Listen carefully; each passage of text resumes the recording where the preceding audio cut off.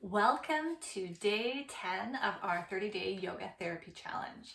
Today we are going to focus specifically on external rotation.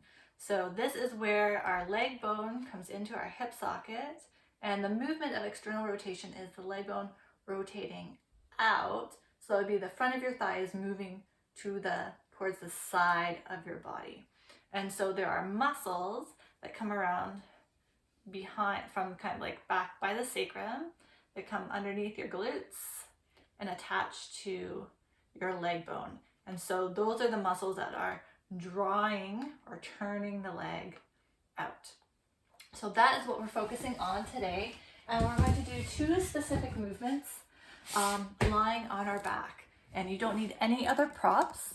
So let's jump in. Let's come down to lying on our back in a constructive rest. And just take a moment to settle, feeling the parts of the body in contact with the ground, the soles of your feet, the back of your hips, the back of the arms and the shoulders, the back of your head. And then just take a few breaths with awareness.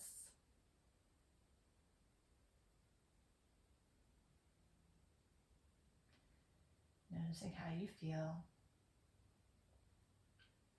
Okay, so our first practice today is going to be an active butterfly pose. So you can start with your feet together so the inside edges are touching, or they can be a little bit further apart. So you can explore both options and see which works the best for you. But typically having the feet wider apart is a little bit more challenging. So that's one way you can add challenge or load to your practice as you go along over time. So the movement is our leg bone in the hip socket. So pelvis stays quiet and the leg bone is going to move out to the side into an external rotation, and then coming back up, we're working the inner thighs, which is really good for stability. But we're going to do both legs simultaneously. So I'm going to count us down for a count of 5, and then we're going to come back up for a count of 15. So the movement of bringing the legs back together is much slower. So don't feel like you need to rush, and make sure you keep breathing. So it might take a couple of rounds just to find the rhythm that works for you. So let's try. Bringing the legs out to the side, kind of rolling towards the outside edges of the feet for 5, 4, 3, 2, 1, and then pause wherever your legs land. Take a full breath. And then slowly, with control, legs start coming back to center. 15, 14, 13, 12, 11, 10, 9, 8, keep breathing, 7, 6, 5, 4, 3, 2,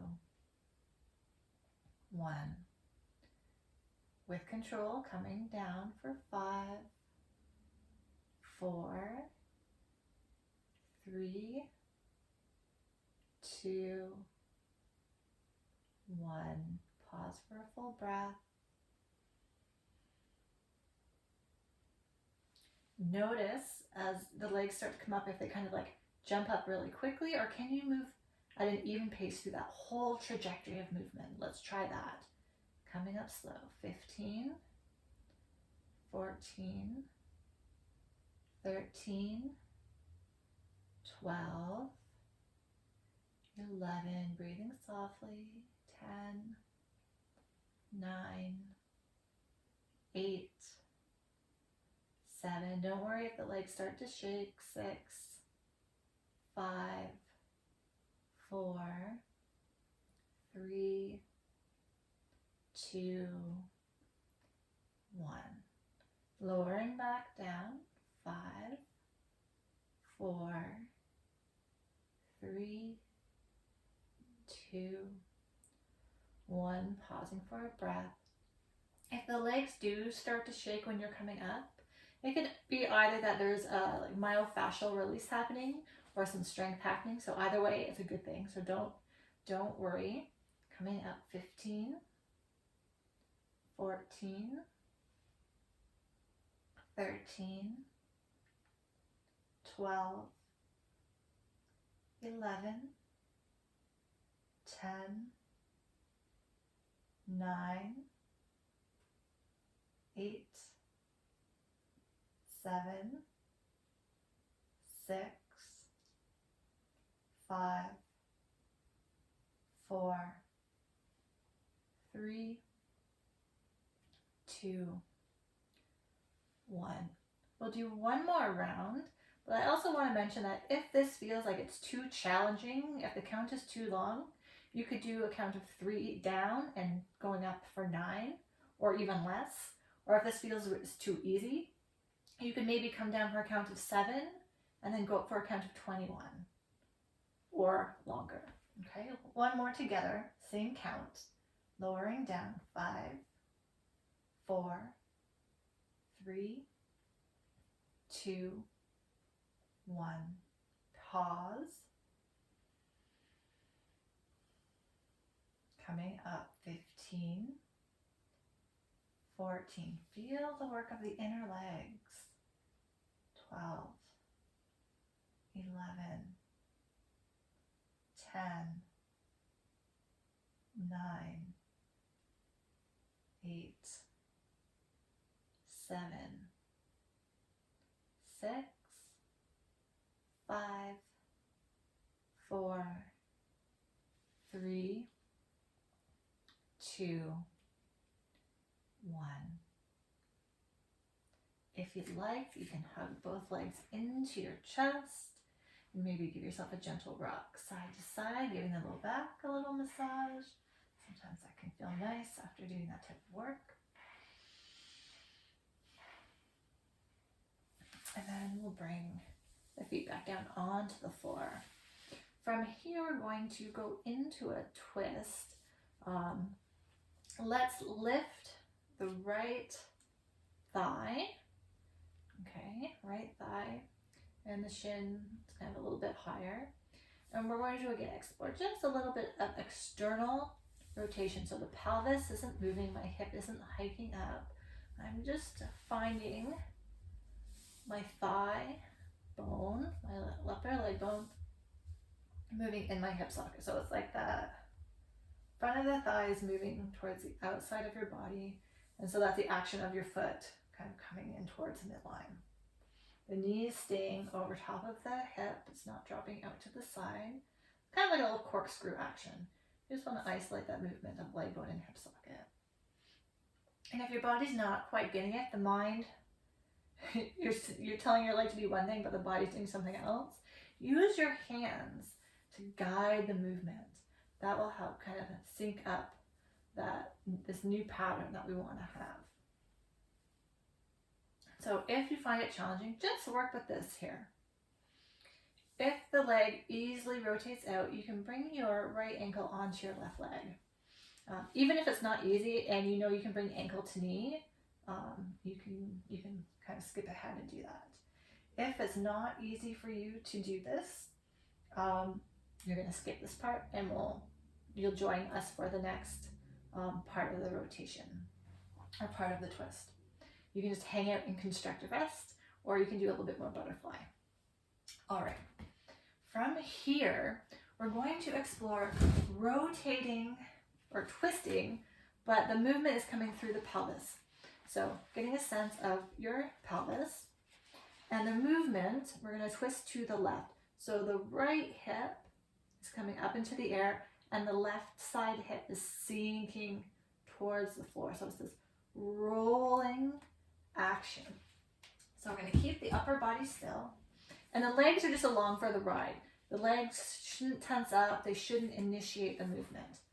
So let's see if you can, maybe even holding on to the outside of your hip so you can feel the hip bones, and think that that left hip is getting heavy. The left side is starting to sink towards the floor, And then the right side is coming up to follow that left hip. And the legs are just moving along with the pelvis. You might see that I'm rolling onto the outside of my left foot. And then to come back, the right hip now gets heavy, drawing the pelvis back towards neutral. So just have fun exploring this. If you notice that the legs tense up or they want to like initiate the movement, just come back and reset and see if you can connect the movement to initiate from the pelvis. And I remember when I was first learning this, I found this really, really challenging. And something that I often do is I bring my middle fingers onto the front of my hip points and then stretch my thumbs up to my ribs so I can feel the distance between the top of my pelvis and my rib cage. And then as I go into that rotation, I maintain an equal distance between my fingers and my thumbs, which tells me I'm not hiking my hip up towards my rib cage. That is just that pure, smooth twisting or rotating or rolling experience. And then the next time you go into the rotation, you can hold it. And if you're like me, oops, my leg or my foot doesn't come all the way to the ground, so I like to use a bolster just to support my leg, and then I can rest here a little bit longer. If you have access to rotating so that your right foot comes onto the floor or your left leg comes onto the floor, that's great. You can rest like that. If the shoulder blades have come up off the floor and if your upper body's kind of twisted, that just means you've gone too far and you can go back and reset. Try it again, maybe don't go quite as far. And then to come out, right hip heavy, so the pelvis is guiding the movement back. And then we can lift the leg, rotate it back to center and release it down. And then let's try the same thing on the other side. Left leg lifts. And let's just start exploring turning the thigh out. That corkscrew motion, knee over hip. The ankle's not guiding the movement. The toes are not guiding the movement. The hips are not guiding the movement. We just want thigh bone. Can we get that pattern moving well? So after you've done a few of those, we can bring the ankle onto the right leg and settle.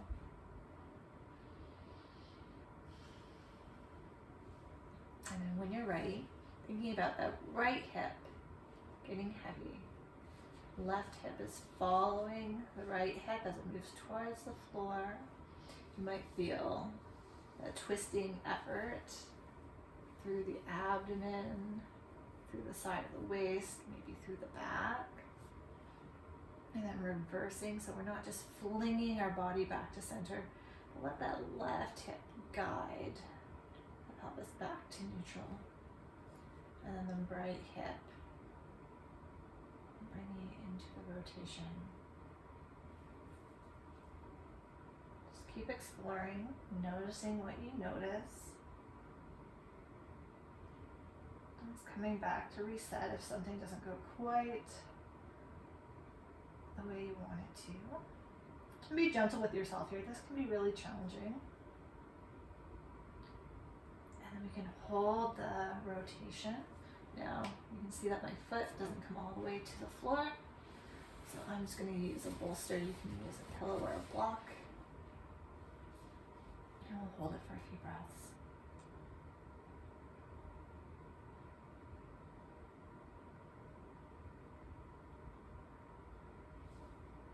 And then coming back. And then release your foot back down. Now, we can explore twist in another way that doesn't require bringing ankle to knee. So let's begin by sliding the left leg all the way down and bringing the right leg up to 90 degrees. So knee is over hip and shin's kind of parallel to the floor, maybe a little bit higher. And we want to maintain this connection, knee directly over the hip as we go into the rotation. So again, we want to initiate the movement from the pelvis. We'll keep our shoulder blades fixed, and then think of that left hip moving towards the floor. And as the left hip moves down, the right hip starts to come off. Now, this requires a lot more effort through the abdomen, and the left leg's not really doing anything. So when I do this, I notice that my breath gets a little bit more strained. So I have to remember to keep breathing gently.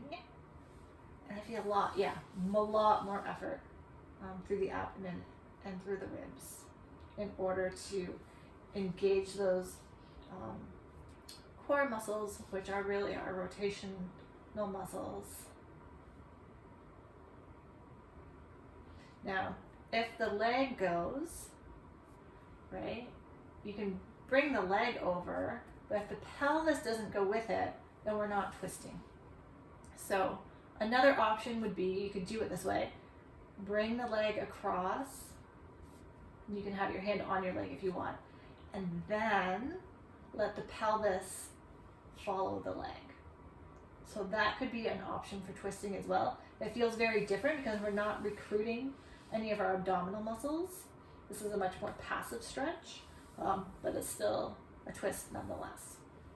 So let's try the other side, bringing the left leg up. And let's try the active version first. That's a little bit more challenging. Taking a couple breaths to settle, and then think of that right hip moving towards the floor.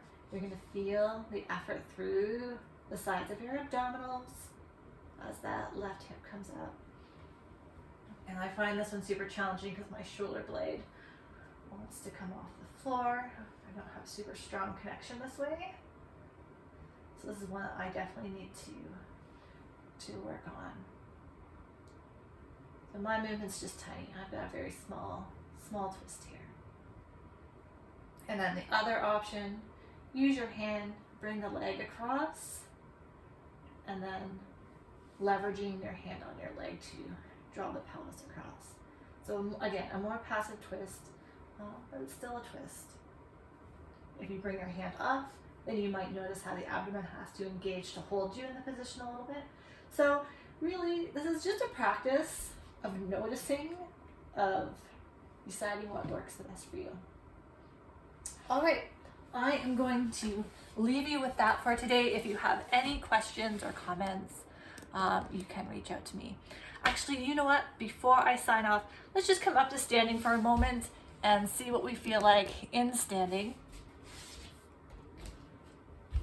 And again, like yesterday, because we've kind of reorganized how our leg bones function in our hip sockets, you might feel a little bit dizzy or lightheaded, and if that's the case, find a wall and do a wall sit like I described in yesterday's bonus video, and that will kind of help ground you. All right, when you're all set, have a great day, and I look forward to joining you tomorrow. Bye for now.